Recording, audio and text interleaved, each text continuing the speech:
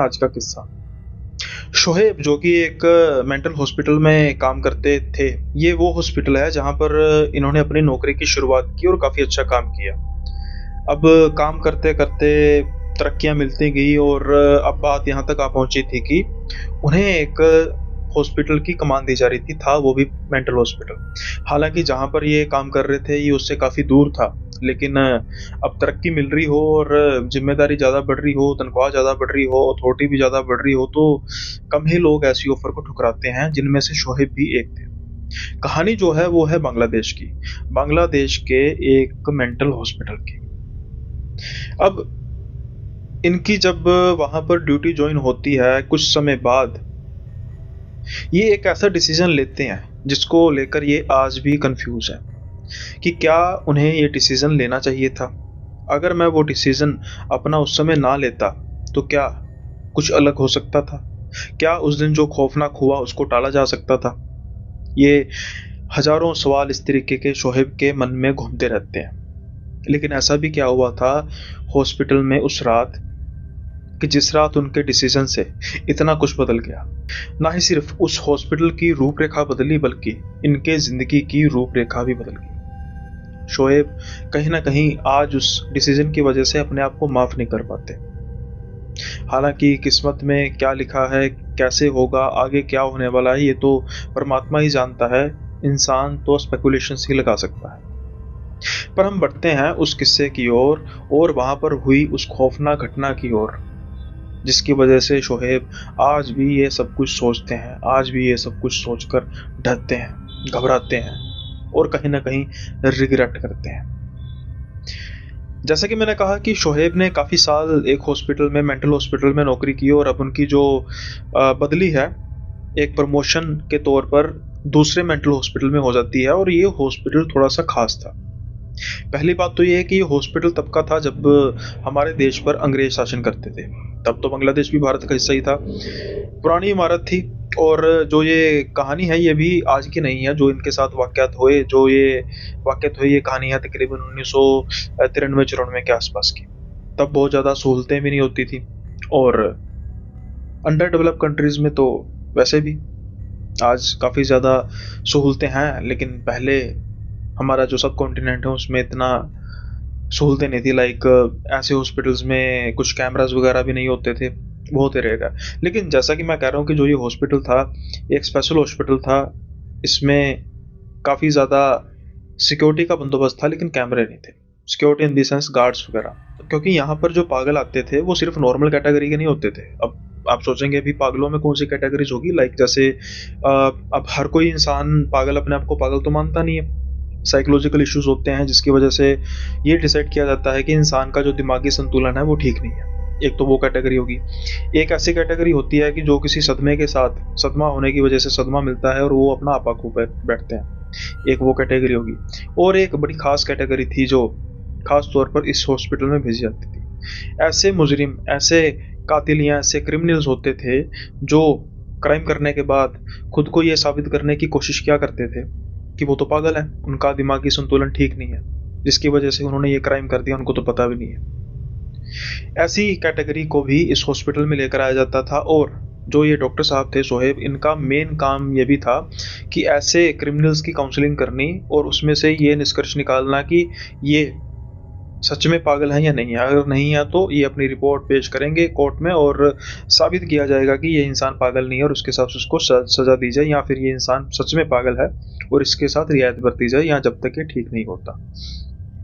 अब पहले तो ये नॉर्मल जो मेंटल में बड़े एक नॉर्मल मरीजों को देखते थे कुछ लेवल तक, इन्होंने फिर धीरे धीरे ऐसे मरीजों के साथ डील करना शुरू कर दिया जो किसी क्रिटिकल क्राइम तो नहीं किया होता था लेकिन उनको क्रिटिकल काउंसलिंग की ज़रूरत होती थी। तो इसलिए फिर इनकी जैसे तरक्की बढ़ती गई और अब ये इस हॉस्पिटल में पहुंच चुके थे, पागल खाने में कहा जा सकता है। जब ये आते हैं तो इनको काफ़ी अच्छी वाइब लगती है। भाई आप सोचेंगे भी पागल खाने में कौन सी अच्छी वाइब होती है, लेकिन डॉक्टर्स का तो काम यही होता है। इन्होंने आने के साथ ही कुछ चेंजेस करने शुरू कर दिए जिसकी वजह से जो हॉस्पिटल की कुछ वाइब बदलनी शुरू होगी।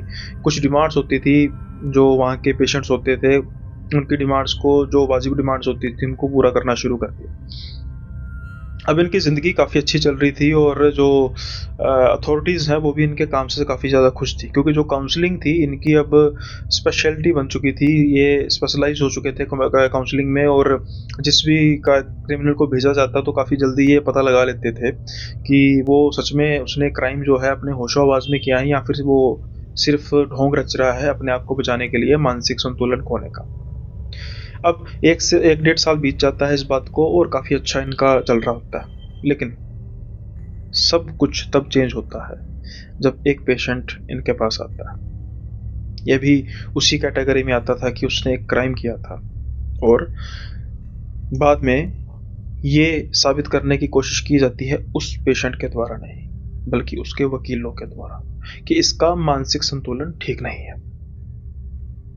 जो ये पेशेंट था आरिफ, जब इसको लेकर आया जाता है तो पहले दिन काउंसलिंग में इसको बिठाया जाता है डॉक्टर साहब के सामने, डॉक्टर शोहेब के सामने। अब जब आरिफ से पूछा जाता है, आरिफ से काउंसलिंग करनी शुरू की जाती है, तो शोहेब उसके हाव भाव और उसके आंसर देखकर या सुनकर हैरान रह जाते हैं, क्योंकि आरिफ खुद से कह रहा था कि उसको कोई भी किसी भी तरीके की समस्या नहीं है और ना ही उसने किसी को नुकसान पहुंचाने की कोशिश की है। लेकिन जो उसकी प्रोफाइल थी वो तो कुछ और ही बयां कर रही थी। वो क्या बयां कर रही थी कि इसने मारपीट की है और कई लोगों को यहां तक मारा है कि उसकी जान ही निकल जाए। अब इसके बारे में डॉक्टर सोहेब पूछते हैं कि भाई, अगर तूने ऐसा कुछ नहीं किया तो जो तेरी रिपोर्ट है वहां पर क्या है। जब ये बात आरिफ सुनता है और उसका जब जवाब देता है, तो जो कुछ समय से डॉक्टर साहब को ये महसूस हो रहा था कि आरिफ तो बिल्कुल ठीक है और वो अपने मुंह से बोल रहा है, ये धारणा डॉक्टर साहब की अचानक से पलट जाती है। क्योंकि आरिफ अब कहता है कि डॉक्टर साहब, मैं तो बस उनकी आत्मा लेना चाहता था, अब इसमें मैं किसी का नुकसान थोड़ी कर रहा था।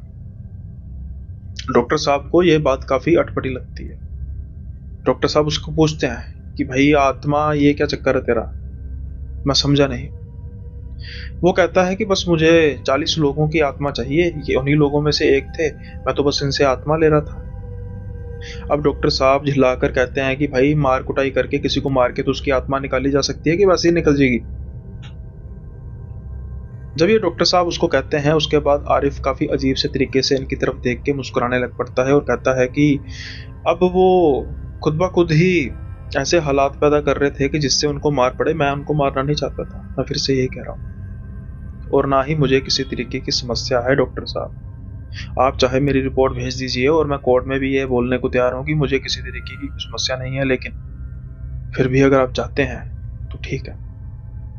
अब ये बात सुनने के बाद कि आत्माएं चाहिए मुझे, 40 आत्माएं चाहिए, तो डॉक्टर साहब ने तो भाई ये डिक्लेयर कर दिया कि भाई ये तो पागल है। ये खुद को समझ नहीं रहा कि ये पागल है, लेकिन ये तो है पागल, दिमागी संतुलन इसका खराब है।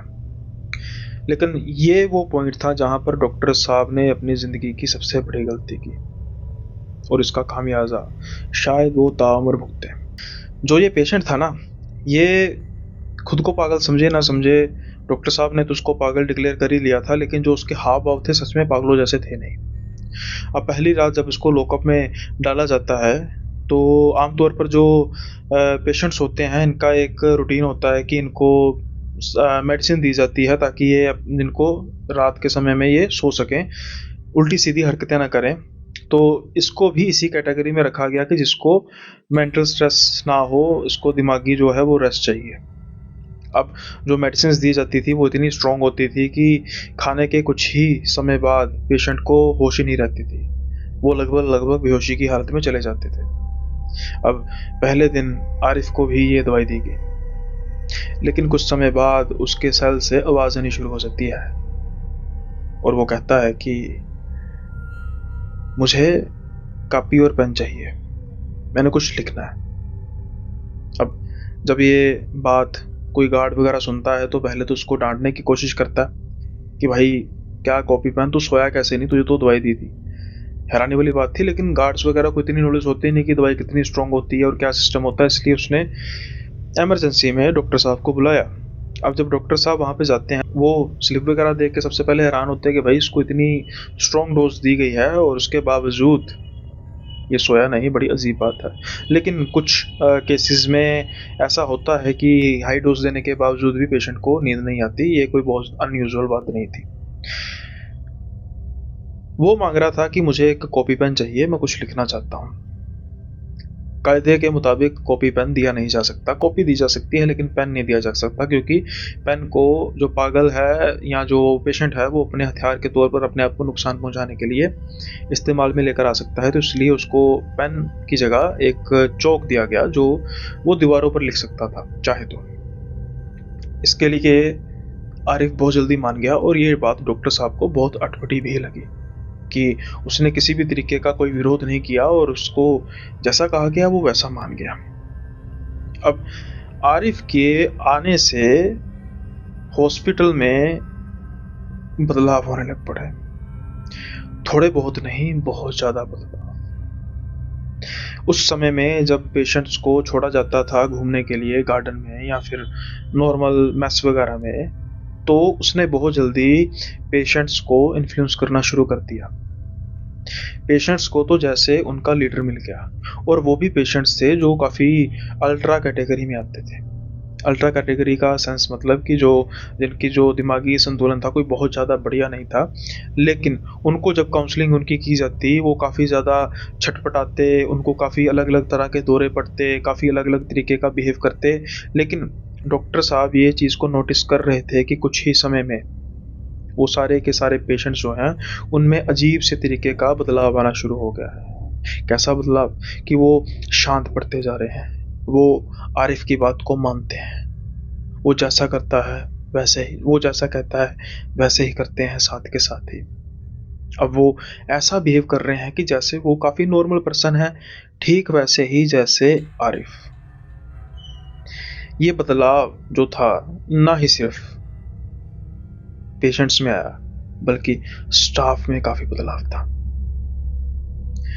ना ही सिर्फ जो पेशेंट्स थे बल्कि जो स्टाफ था वो भी आरिफ से बड़े तरीके से बात करता और आरिफ उनको अलग अलग प्रकार की टिप्स देता। लेट्स से कि किसी की बेटी को कॉलेज में भेजना है तो उसको कौन सी डिग्री करनी चाहिए उसके पास्ट के हिसाब से, किसी को क्या करना चाहिए, जीवन में कैसे आगे बढ़ना चाहिए, चाहे वो धार्मिक शिक्षा हो, चाहे वो साइंस की शिक्षा हो, चाहे वो किसी भी फलसफे की शिक्षा हो, आरिफ हर पर्सन को गाइड करता था। ये बात डॉक्टर साहब को काफ़ी अटपटी लगती थी कि एक पागल इतना इंटेलिजेंट कैसे हो सकता है, और मैं अब इसको क्या साबित करूं, क्योंकि जो ये बातें कर रहा है आत्माएं लेने की ऐसी, ये तो इसको पागल साबित करती हैं। और अगर कहीं मैंने इसको ये साबित करके कोर्ट में पेश कर दिया और इसको सजा होगी तो कहीं मैं सारी उम्र पछताऊंगा तो नहीं। क्या ये वो डिसीजन था जो डॉक्टर साहब ने लिया था कि मैं फिलहाल के लिए इसको पागल ही घोषित करता हूँ, जिसके लिए डॉक्टर साहब ताउम्र रिग्रेट करते रहे? हो सकता था या नहीं भी हो सकता था, क्योंकि ये तो सिर्फ एक कड़ी थी और उस होने वाले खौफनाक हादसे की जिसका जिक्र मैंने कुछ समय पहले किया था। लेकिन वो हादसा था क्या और उसका इस आरिफ से लिंक क्या था, ये तो आपको कहानी के अगले पड़ाव में पता लगेगा। लेकिन उससे पहले आप इस वीडियो को, अगर आपको बिल्डअप पसंद आ रहा है तो लाइक करना मत भूलिएगा, साथ के साथ ही शेयर कमेंट कीजिए। और अगर आप चैनल पर नए हैं या फिर बार बार चैनल को सुनते हैं देखते हैं लेकिन सब्सक्राइब नहीं करते, तो ये जो सब्सक्राइब का बटन है इसको सब्सक्राइब करना मत भूलिएगा, क्योंकि यहाँ पर आपको मिलता है डेली हॉरर का डोज और साथ के साथ ही पॉडकास्ट। अब बढ़ते हैं इस किस्से के अगले पड़ाव की ओर। डॉक्टर साहब को एक चीज और नोट करनी चाहिए थी। उनको नोट करना चाहिए था कि जितने जो पेशेंट्स हैं आरिफ से इन्फ्लुएंस हुए हैं उनकी तादाद कितनी है, क्योंकि ये बहुत बड़ा एक क्लू था जो डॉक्टर साहब मिस कर चुके थे। आपके हिसाब से उनकी तादाद कितनी थी? अगर आपने इस किस्से के पहले पड़ाव को गौर से सुना होगा तो आपको जरूर पता होगा कि उसकी उन पेशेंट्स की तादाद कितनी होनी चाहिए थी। बूझ लिया तो जरूर कमेंट बॉक्स में लिखिए कि कितनी तादाद होनी चाहिए थी। खैर, अब धीरे धीरे समय बढ़ता जा रहा है और हॉस्पिटल जो है डॉक्टर साहब के कंट्रोल में था पहले से ही। वो तो अब जैसे डॉक्टर साहब के हिसाब से वो तो ऑटोमेट हो चुका था। डॉक्टर साहब को कुछ करने की जैसे बहुत ज़्यादा ज़रूरत पड़ ही नहीं रही थी। वो जो दिमागी तौर पर बीमार मरीज़ थे, जो किसी एक वक़्त में, चाहे वो रात का वक़्त हो, दिन का वक़्त हो, दोपहर शाम का वक़्त हो, अजीब-सा बिहेवियर करते थे और उनको कंट्रोल करना मुश्किल हो जाता था। उनमें से काफ़ी पेशेंट ऐसे थे जो उस ग्रुप में जा चुके थे आरिफ़ के, और अब वो ऐसा बिहेव करना अचानक से छोड़ चुके थे। ऐसी भी क्या दवाई दे दी थी आरिफ़ ने, जो इन डॉक्टर्स के पास नहीं थी? ऐसी भी क्या थेरेपी दे दी थी आरिफ़ ने, जो इन डॉक्टर्स के पास नहीं थी? इसी चीज़ को लेकर डॉक्टर साहब खुश तो थे लेकिन परेशान भी थे कि आखिर ये चल क्या रहा। खैर, अब जैसे-जैसे समय बढ़ता जा रहा था, वैसे-वैसे जो वो ग्रुप था वो और स्ट्रॉन्ग होता जा रहा था। उसके पेशेंट्स में एक बिल्कुल ऐसा बदलाव आ रहा था कि हो सकता है कि उनको डिस्चार्ज करना पड़े, क्योंकि अब तो डॉक्टर साहब को वो बिल्कुल नॉर्मल नज़र आते थे। वहीं दूसरी ओर ना ही सिर्फ पेशेंट्स बल्कि स्टाफ के साथ तो आरिफ के घर वालों जैसे ही रिलेशन हो चुके थे। लेकिन डॉक्टर शोहेब के साथ कुछ ऐसा था? क्या आरिफ को लेकर उनके लिए कोई सॉफ्ट कॉर्नर था, या फिर ऐसी ही परसेप्शन उनके मन में थी जैसी स्टाफ के मन में थी? डॉक्टर साहब अपना फर्ज बाखूबी जानते थे, क्योंकि वो ये जानते थे कि जो आरिफ है वो पेशेंट होने के साथ साथ एक काफ़ी शातिर, काफ़ी खतरनाक क्रिमिनल भी है।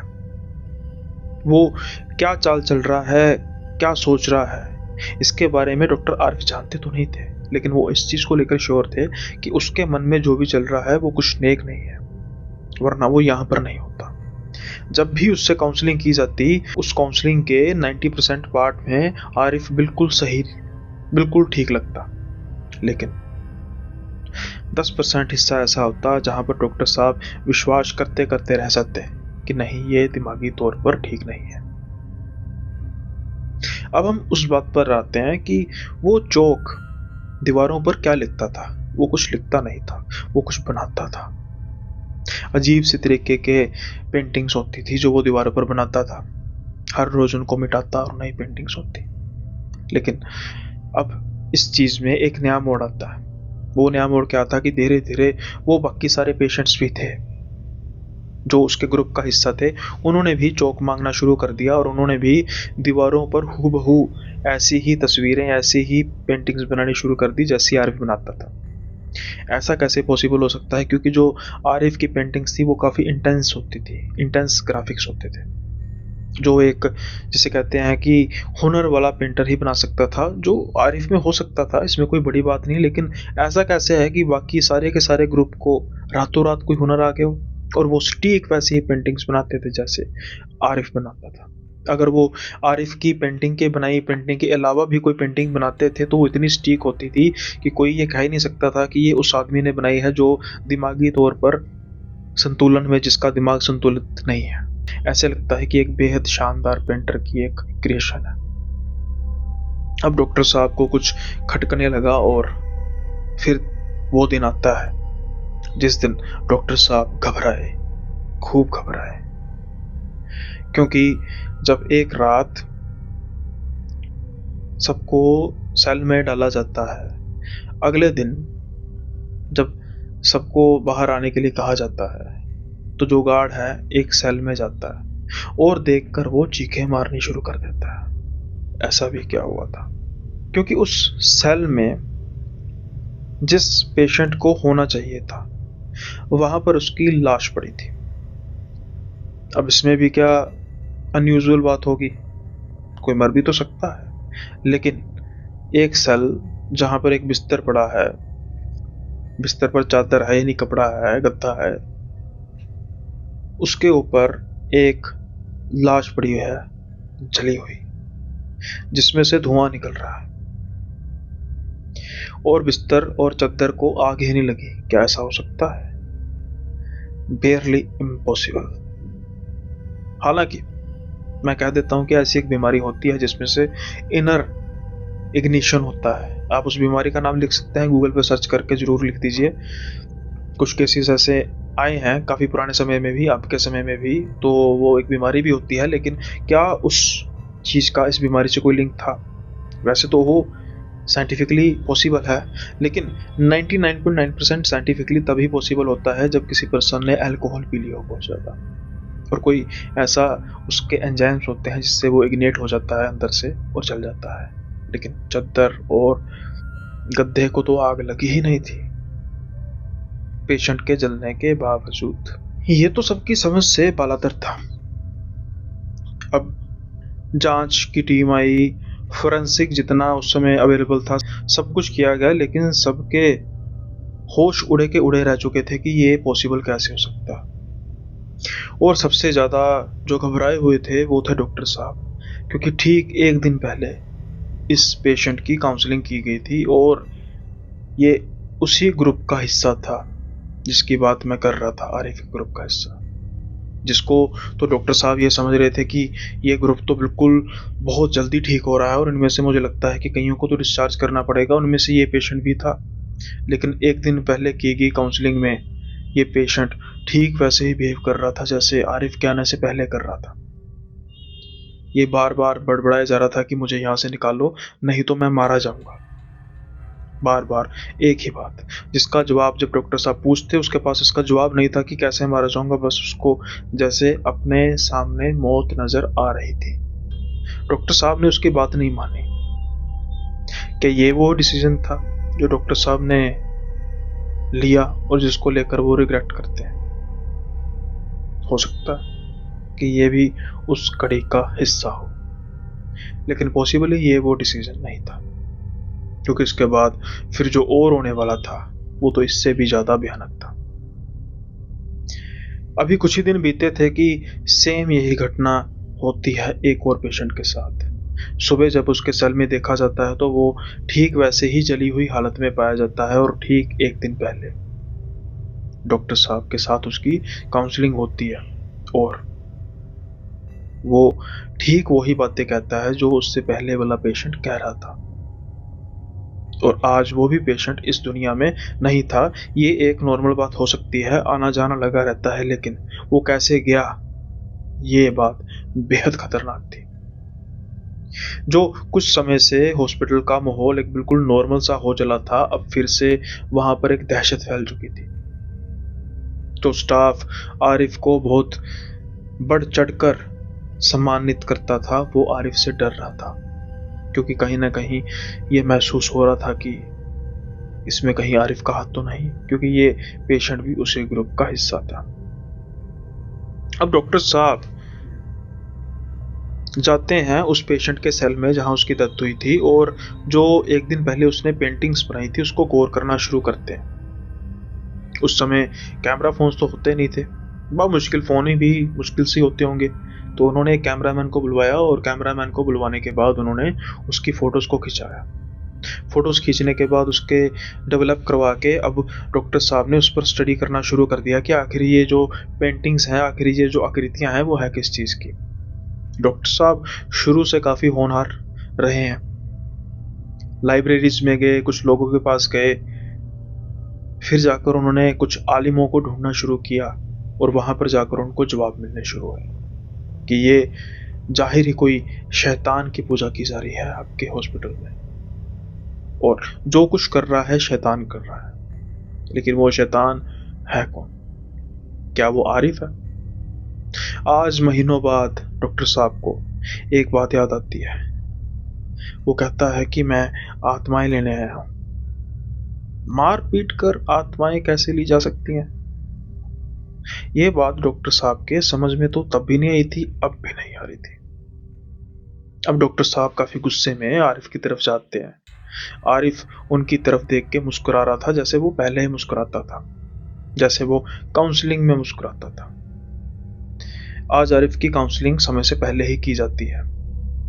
आरिफ वैसे ही जवाब दिए जा रहा था जैसे वो पहले जवाब देता है।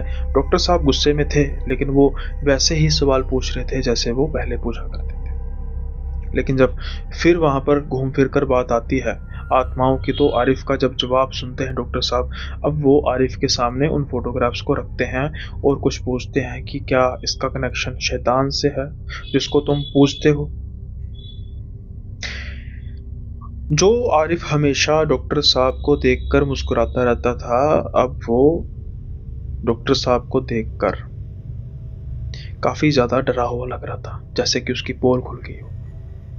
जैसे कि उसके किसी घिनौने राज का पर्दाफाश हो गया हो। कुछ समय वो चुप रहता है, डॉक्टर साहब उससे पूछते रहते हैं। वो सिर्फ एक ही बात कहता है कि डॉक्टर साहब, आप सच में बहुत इंटेलिजेंट हैं। आप जैसे लोगों को जिंदा रहना चाहिए। तो मैं आपसे यही रिक्वेस्ट करूंगा कि आप आज रात यहाँ मत रुकिएगा। डॉक्टर साहब उससे गुस्से से पूछते हैं कि अब तू बताएगा मुझे, मैं यहाँ पर रुकूं या ना रुकूं। लेकिन आरिफ फिर कहता है कि मैं आपसे रिक्वेस्ट कर रहा हूँ कि आज रात इस हॉस्पिटल में मत रुकिएगा। डॉक्टर साहब गुस्से से गार्ड्स को बुलाते हैं और आरिफ को वहां पर ले जाने के लिए कहते हैं। आरिफ जाते जाते भी एक बात कह रहा था कि डॉक्टर साहब, मैं जाती तौर पर चाहता हूं कि आप जिंदा रहें। आप इसलिए प्लीज आप आज यहां पर मत रुकिए। डॉक्टर साहब पूरा मूड बनाकर बैठे हुए थे कि वो तो आज यहां पर रुकेंगे और देखेंगे कि होता क्या है। किस शैतान की ये पूजा कर रहा है और वो किसी शैतान को नहीं मानते। हो ना हो कुछ आरिफ ऐसा कर रहा है, ऐसा घिनौना कर रहा है जिसको ये जादू टोने का नाम देने की कोशिश की जा रही है, और इसके एवज में आरिफ अपना कुछ बदला, कुछ अपना कुछ भी जिसे अपना टारगेट है वो कर रहा है। लेकिन जब रात के समय में डॉक्टर साहब सो रहे थे तो अचानक से उनकी तबीयत खराब होती है। उनको खून की उल्टी आनी शुरू हो जाती है। आज तक डॉक्टर साहब को कभी कोई ऐसा लक्षण नजर आया नहीं था जिसकी वजह से उनको ऐसी वॉमिट्स आए। इतना जो तबीयत इनकी खराब इतनी हो चुकी थी कि इनको इमरजेंसी तौर पर हॉस्पिटल से लेकर जाया गया एम्बुलेंस में। डॉक्टर साहब पहले तो जाने के लिए तैयार नहीं थे। सब कुछ डॉक्टर साहब पर था। डॉक्टर साहब कोशिश कर रहे थे कि मैं अपने आप को ठीक दिखाऊं ताकि मैं यहाँ से नहीं जाऊं, लेकिन एक पॉइंट पर आकर उनको लगा कि नहीं, कहीं ऐसा ना हो कि मेरी तबीयत सच में खराब हो जाए, जितनी अब लग रही है उससे ज़्यादा खराब हो जाए और मैं रिकवर ना कर पाऊँ, कुछ इंटरनल प्रॉब्लम ना आ जाए, तो मुझे चले जाना चाहिए। तबीयत की बात है, शायद तबीयत के आगे वो एक बात को भूल चुके थे, वो एक चैलेंज को भूल चुके थे जो आरिफ ने उसको दिया था, डॉक्टर साहब को दिया था कि यहाँ पर आज मत रुकिएगा। ये वो डिसीजन था। हालांकि टफ था, लेकिन डॉक्टर साहब को अपनी सेहत को देखते हुए वहां से जाना पड़ा। जब हॉस्पिटल में उनको लेकर जाया गया तो इनकी जो इंटरनल ऑर्गन की हालत, लीवर की हालत काफ़ी ख़राब थी, जिसकी वजह से वॉमिट्स आ रही थी। इमीडिएटली उनको बेहोश करना पड़ा क्योंकि वॉमिट जो है वो खून जो है वॉमिट के रूप से बाहर आ रहा था, जिसकी वजह से कुछ ज़्यादा नुकसान हो सकता था। डॉक्टर साहब को किसी तरीके का कोई शायद ऑपरेशन भी हुआ था, और अब एक दिन बाद डॉक्टर साहब को होश आती है। जब उनको होश आती है तो उनकी बीवी बच्चे उनको देखकर रो रहे थे। डॉक्टर साहब डॉक्टर से पूछते हैं कि भाई क्या प्रॉब्लम थी। बताया जाता है कि फला फला समस्या थी, अब उसका हल कर दिया गया, तो कोई ऐसी घबराने वाली बात नहीं है। फिर वो पूछते हैं कि भाई रो क्यों रहे हो, क्या दिक्कत हुई। उनकी वाइफ रोते रोते उनको एक अखबार पकड़ाती है जो अमूमन एक दिन पहले की थी। वहां पर बड़े बड़े अक्षरों में लिखा था उस हॉस्पिटल का नाम, और उसके आगे कि खूनी आग ने 38 लोगों को जिंदा जलाया। आपको कुछ नंबर याद आ रहे हैं कि 38 नंबर और पहले 2 नंबर, कुल मिलाकर हुए 40। और जो आरिफ था वो क्या कहता था कि उसको 40 आत्माएं चाहिए। जब डॉक्टर साहब ये नंबर देखते हैं और उसका मैच करते हैं उन पहले 2 लोगों से, कुल मिलाकर 40, तो वो सन के सन रह जाते हैं। उनके पैरों से तले तो जैसे जमीन निकल जाती है। उनकी पत्नी तो इसलिए रो रही थी कि उस रात हॉस्पिटल में आग लगने की वजह से 38 पेशेंट जलकर मर गए। हालांकि स्टाफ में से कोई नहीं मरा, लेकिन ये कोई गारंटी थोड़ा है कि अगर डॉक्टर साहब वहां पर होते तो वो भी बच जाते, क्योंकि वो स्टाफ थे। उनकी जान पर भी तो आ सकती थी। क्या आरिफ इसी बात का इशारा कर रहा था कि अगर आप इस हॉस्पिटल में रहे तो आपकी जान जाना भी तय? शायद। अब डॉक्टर साहब को शायद आरिफ की बात कोई नजर आ रही थी, लेकिन एक सेकंड, जब आरिफ भी मरने वाला था तो वो खुद भी तो इस चीज़ को पहले कह सकता था, क्योंकि अब 38 लोग मरे हैं तो आरिफ को चाहिए थी 40 आत्माएं। तो अगर 38 लोग मरे हैं तो उनमें से हो सकता है कि आरिफ भी एक हो। उसका कारण बताओ क्या है? क्योंकि जब डॉक्टर साहब लिस्ट मंगवाते हैं, उन 38 मरने वाले लोगों में से आरिफ नहीं था। आरिफ था ही नहीं। ना ही वो उन मुर्दा लोगों में था, ना ही वो उन जिंदा लोगों की लिस्ट में था जो बच चुके थे। तो फिर आरिफ गया कहां पे? ये सवाल डॉक्टर साहब को खाए जा रहा था। इतनी भयंकर आग, 38 लोगों का मरना, जो बचे हैं उनमें से एक बंदा भी इस काबिल नहीं था कि वो भाग सके। फिर आरिफ कैसे गायब हो गया? जमीन निगल गई या आसमां खा गया, इसका तो पता नहीं, लेकिन वो अपना काम कर गया। कौन सा काम?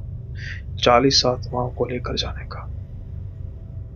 अब आप सोच रहे होंगे कि अगर उसने 40 लोगों को मारना था तो वो काम बाहर भी कर सकता था, लेकिन शायद जैसा कि वो कहता था कि मैं तो किसी को बिना मारे, किसी को बिना नुकसान पहुंचाए उनकी आत्माएं लेना चाहता हूं। तो फिर पहले लोगों को जो उसने बाहर मारा था, क्या वो उसकी चाल थी कि ऐसी जगह पर आने की जहां पर उसको आसान शिकार मिल जाए, और उसको मिले भी?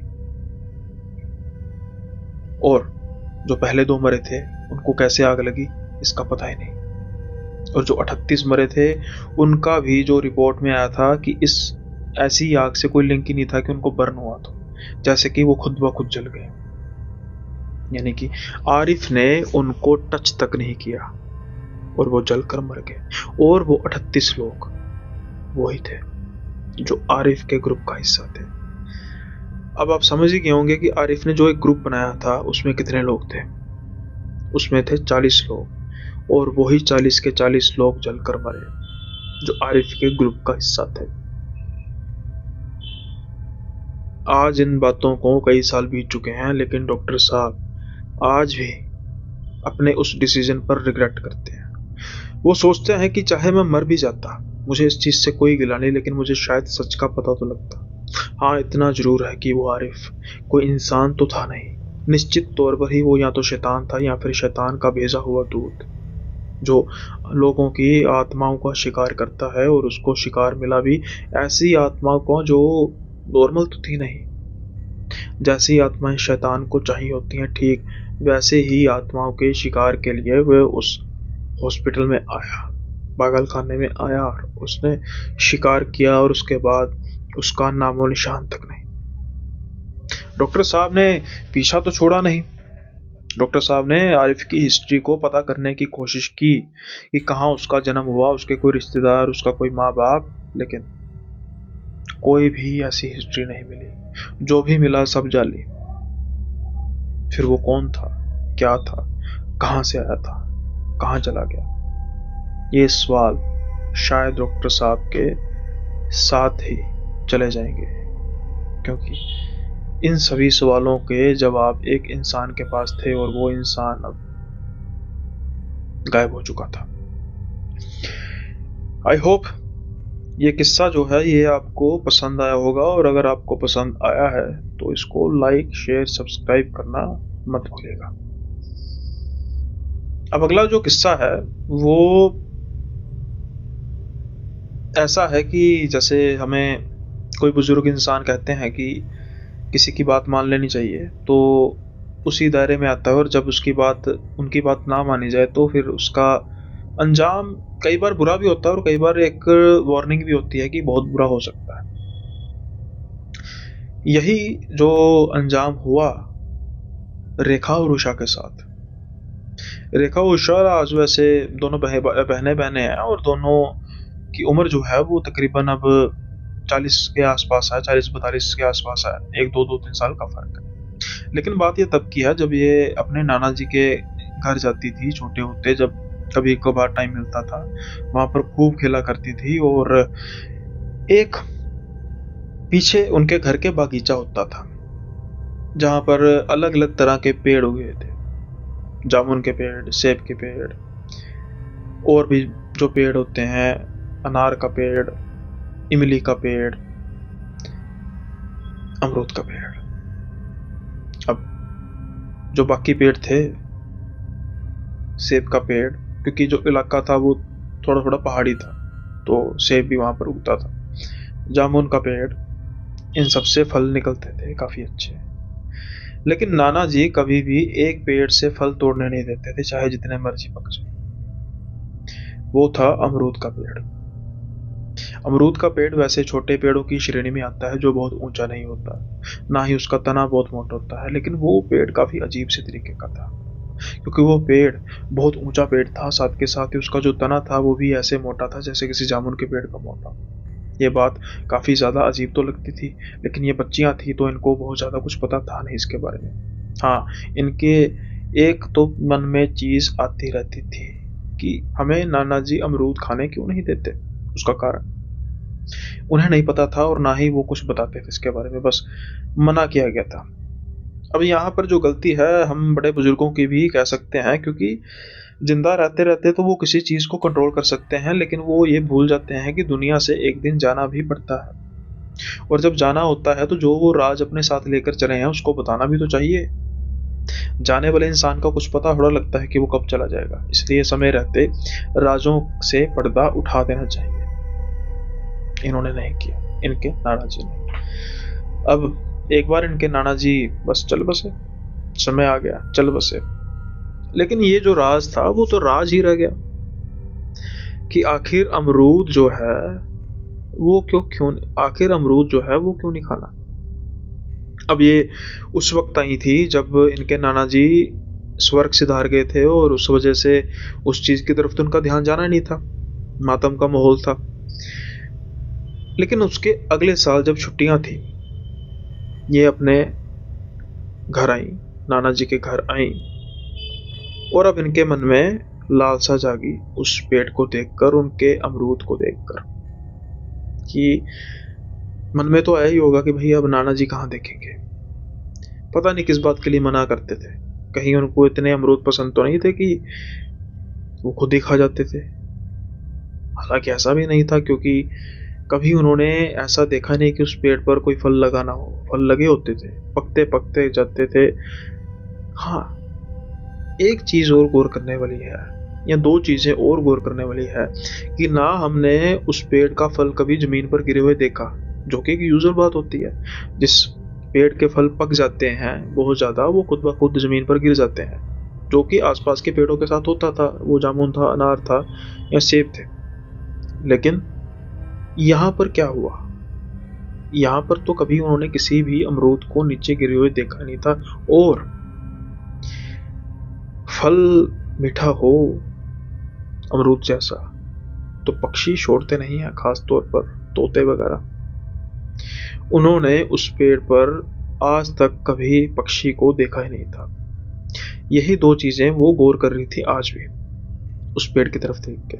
लेकिन जो अमरूद देखकर उनका मन लल जाता है, वो उस बाग में जाती हैं और अमरूद तोड़कर जैसे ही खाने लगती हैं, एक तो उसका जो टेस्ट था वो काफी अजीब तरीके का था। हालांकि ये जैसे नॉन वेज वगैरह खाती हैं, तो इनको पता था कि जैसे कुछ मांस को इन्होंने चबाया है, और अमरूद से रस नहीं, लाल रंग का रस निकल रहा था जैसे खून होता है। अब जैसे ही ये एक उसको एक में दांतों से दबाती हैं, तो जैसे ही वो ये स्वाद इनको आता है और वो देखती हैं कि खून जैसा कुछ है, ये तो जल्दी से अमरूद को फेंकती हैं। उनको शायद समझ आ रहा था कि शायद कुछ फल में ही दिक्कत है, इसलिए नाना जी हमें मना किया करते थे। दोनों एक दूसरे की शक्ल देखती हैं, उनके होठों पर खून जैसा कुछ लगा था, और ये जल्दी से भागती है कि किसी को पता ना लग जाए। लेकिन जो अमरूद है वो, उसका राज क्या है ये तो पता लगा ही नहीं था। हाँ, इतना पता लग गया था कि शायद फल में कोई दिक्कत है इस पेड़ के। इस बात का जवाब भी जल्दी मिलने वाला था।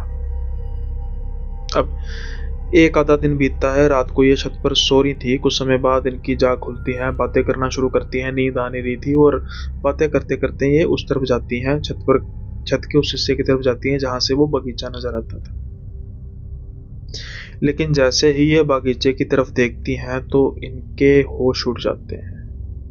इनके तो जैसे पैरों तले जमीन खिसक जाती है। ऐसा भी क्या हो गया, क्योंकि जो अमरूद सामने पेड़ होता था, वहां पर पेड़ था ही नहीं। अभी शाम को तो इन्होंने उस पेड़ को देखा था, देखते ही देखते उसको क्या जमीन खा गई या आसमान निकल गया। ये तो जैसे सन होकर देखती जा रही थी कि पेड़ क्या कहाँ पे, आंखें मल रही थी बार बार कि हमें देखने में कोई समस्या तो नहीं कहीं हो रही। लेकिन उनकी आंखें बिल्कुल ठीक थी, दिमाग बिल्कुल जगा हुआ था। लेकिन अभी उनको और सदमे से गुजरना था, क्योंकि कुछ ही समय बाद उस बगीचे से हलचल होनी शुरू होती है। कभी एक जगह से आवाज आ रही है, कहीं कभी दूसरी जगह से आवाज आ रही है। इनको लगा होगा कोई जानवर होगा, कुत्ता होगा, बंदर होगा, कोई और जानवर होगा जो इधर उधर घूमे जा रहा है। एक से ज्यादा भी हो सकते हैं, लेकिन अगर वो जानवर होता तो ठीक होता। वो देखती हैं कि एक जो इंसान नुमा बोना, अजीब से तरीके का कपड़ा उसके शरीर पर एक भी नहीं, बिल्कुल काली सी स्किन, वो धीरे धीरे आगे बढ़ रहा है उस पेड़ के हिस्से की तरफ जहां पर कभी एक पेड़ था कुछ ही समय पहले। कभी भी नहीं, कभी कहना भी गलत है, कुछ ही समय पहले जहां पर एक पेड़ था, वो जैसे लंगड़ा कर चल रहा था, जैसे उसको कोई चोट लगी हो। और वो कुछ ही समय बाद उस पेड़ के पास आकर खड़ा हो जाता है। अब जब ये नज़ारा दोनों देखती हैं तो ये चीख भी नहीं मार सकती थी, क्योंकि कुछ समय पहले जो उन्होंने कांड किया था। फिर उनको ये भी बताना पड़ता है। ये जल्दी से अपने बिस्तर की तरफ जाती है, एक दूसरे की तरफ ध्यान करती हैं और सोने की कोशिश करती हैं कि हमें तो इस बात का कोई पता ही नहीं।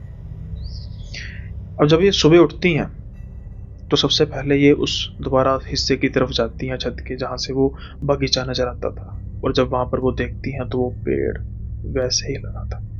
अब वो पेड़ था, छलावा था, क्या था ये तो पता नहीं।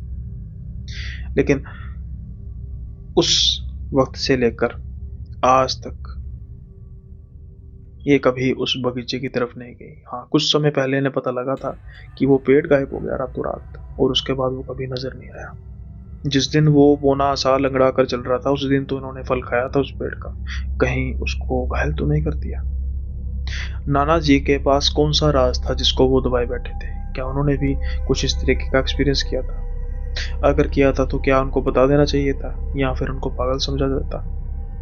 क्योंकि एक पेड़ एक शैतान का रूप कैसे ले सकता है, या फिर एक शैतान एक पेड़ का रूप कैसे ले सकता है? कई लोगों को ये बात समझ आएगी, कईयों को नहीं आएगी। जिनको समझ आएगी वो समझाइए, जिनको नहीं आएगी तो वो इसको एक एंटरटेनमेंट के तौर पे लीजिए।